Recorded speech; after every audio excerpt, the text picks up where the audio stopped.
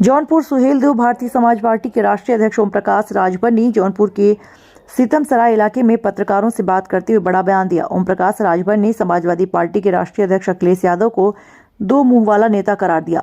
यही नहीं, उन्होंने स्वामी प्रसाद मौर्य को कहा कि पार्टी को आगे नहीं ले जा पाएगी। समाजवादी पार्टी की हालत उसमें दो धड़ है। एक धड़ चाहता है समाजवादी चुनाव जीते, जबकि दूसरा धड़ बीजेपी को जिताने के लिए और समाजवादी पार्टी को हराने में जुटा हुआ है। अखिलेश यादव अपरिपक्व नेता है, इसलिए हमसे उनकी नहीं बनती है। समाजवादी पार्टी के नेता सिंबल हमारा लेकर चलता है, नेता सपा का है। 2024 में कौन प्रधानमंत्री बनेगा, इसमें कहा कि अभी कोई लड़ाई नहीं है। Shivendra Pratap Singh, news 11 TV. कार्यक्रम में क्या रूपरेखाएं हैं आगे की, जिस तरह से लगातार पार्टी इस बात? देखिए, कोई नया कार्यक्रम नहीं है। हम लोग जब से पार्टी बनाए हैं तब से अनवरत कार्यक्रम को हम लोग कभी इस जिले, कभी उस जिले, कभी उस गांव विधानसभा, कभी उस विधानसभा, हम लोग ग्रास रूट पे संगठन की बराबर तैयारी करते रहते हैं। अभी कल मैं बिहार में सिवान में था, वहाँ का कार्यक्रम करके आज यहाँ जौनपुर में हैं। कल आपके अंबेडकर नगर रहेंगे, 5 को बलिया रहेंगे, 6 को बस्ती रहेंगे, दावल सिद्धार्थ नगर में, 7 को रहेंगे आपके बहराइच, 8 को 9 को मैनपुरी। इसी तरह हम लोग डेली कार्यक्रम करते रहते हैं।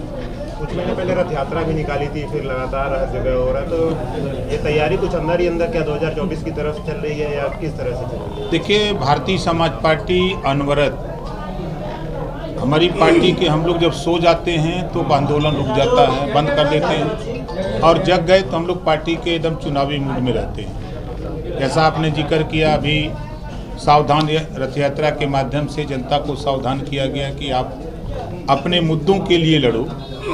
आज जब देश में उद्योगपतियों के कर्जे माफ़ हो रहे हैं, तो घरेलू बिजली का बिल जो गरीब नहीं दे पा रहा है, जो किसान खाद बीज कीटनाशक दवा लोन लिया खेती करने के लिए नहीं दे पा रहा है, तो आप अगर उद्योगपतियों को डिफाल्टर घोषित करके कर्जे माफ़ हो रहे हैं लाखों करोड़ रुपया, तो गरीबों के घरेलू बिजली और किसानों के बिल भी, इनको भी डिफाल्टर घोषित करके माफ़ किया जा सकता है। इसके लिए बाबा साहब डॉक्टर अम्बेडकर ने पावर दिया है वोट का। इसी वोट के दम पर ये संभव है। आज इसी वोट के दम पर आप देखिए, तेलंगाना में पूरे प्रदेश की आबादी भारत का एक स्टेट है, 4 करोड़ आबादी मात्र है। 2 लाख बच्चों को जो गरीब, कमज़ोर, असहाय हैं, केजी से पीजी तक निःशुल्क शिक्षा देकर डॉक्टर, मास्टर, इंजीनियर, कलेक्टर बनाने की शिक्षा दे रही है। तो वो व्यवस्था उत्तर प्रदेश भारत का एक बड़ा प्रदेश है। जब तेलंगाना में अगर ये हो सकता है तो यहाँ क्यों नहीं? आज हम जहूराबाद में, हमारे माननीय बेदीराम जी विधायक हैं, जखनिया में हमारे जेपी सिंह जी हैं, हमारे अरविंद सिंह जी प्रमुख हैं। हम लोग जैसे अपने विधानसभा जहूराबाद में हम 6 साल के अंदर 10 करोड़ 14 लाख रुपया हम गरीबों की गई है। तो ये कानून जब बना दिया तो कोर्ट ने फैसला दिया, तो कोर्ट के फैसले का तो स्वागत करना है। हाँ, ये लोकतंत्र के लिए खतरा है, इस कानून में संशोधन होने की जरूरत है। जैसे मान लीजिए यहाँ का चुना हुआ प्रतिनिधि रास्ता पकड़ के जा रहा है, आगे कोई विवाद हुआ है, भोली भाली जनता रोड पे जाम लगा लिया, तो विधायक तो खड़ा हो जाएगा।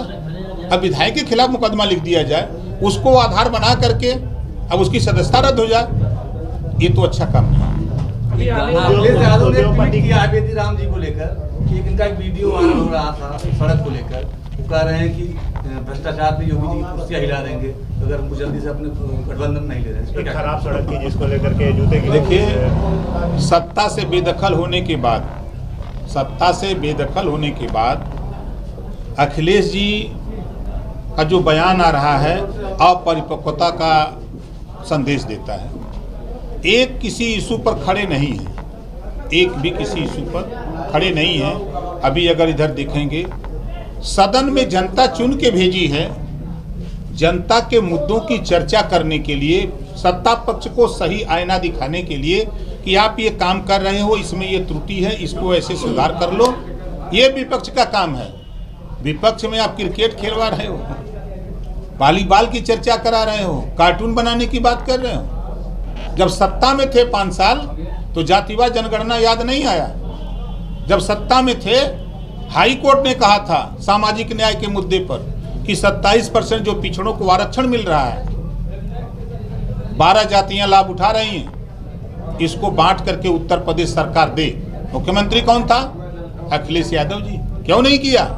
क्या दिक्कत थी उनको? वो कह रहे थे कि बड़ी पार्टी ने आश्वासन दिया था लेकिन वो बात कुछ बनी नहीं। उनका सदन में ये बयान था। नेताजी ये बताइए, आपने कहा कि अनबिचोड़ है अखिलेश यादव, समाजवादी पार्टी के सांसद और विधायकों की गई है, तो ये कानून जब बना दिया तो कोर्ट ने फैसला दिया, तो कोर्ट के फैसले का तो स्वागत करना है। हाँ, ये लोकतंत्र के लिए खतरा है, इस कानून में संशोधन होने की जरूरत है। जैसे मान लीजिए यहाँ का चुना हुआ प्रतिनिधि रास्ता पकड़ के जा रहा है, आगे कोई विवाद हुआ है, भोली भाली जनता रोड पे जाम लगा लिया, तो विधायक तो खड़ा हो जाएगा। अब विधायक के खिलाफ मुकदमा लिख दिया जाए, उसको आधार बना करके अब उसकी सदस्यता रद्द हो जाए, ये तो अच्छा काम नहीं है।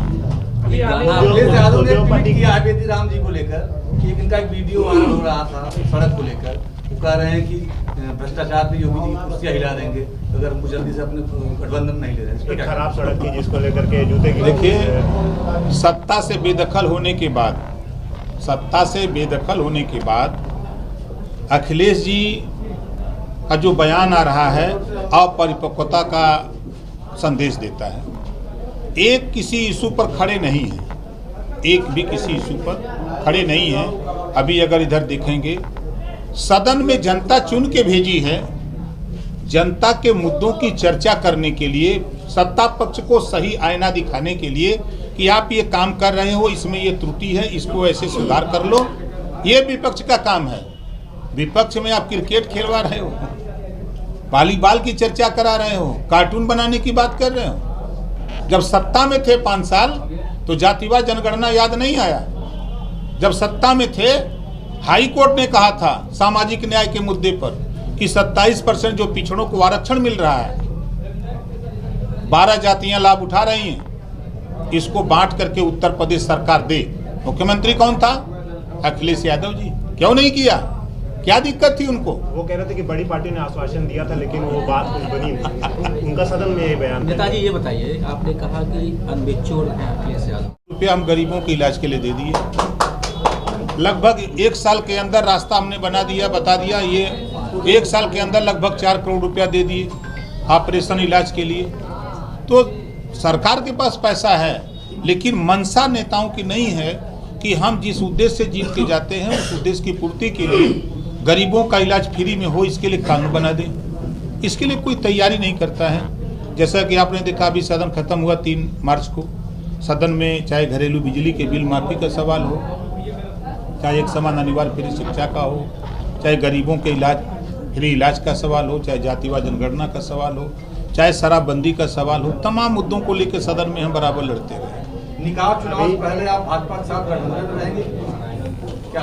हम अकेले अपने दम पे चुनाव लड़ेंगे। भारतीय समाज पार्टी अकेले अपने दम पर निकाय चुनाव लड़ेगी।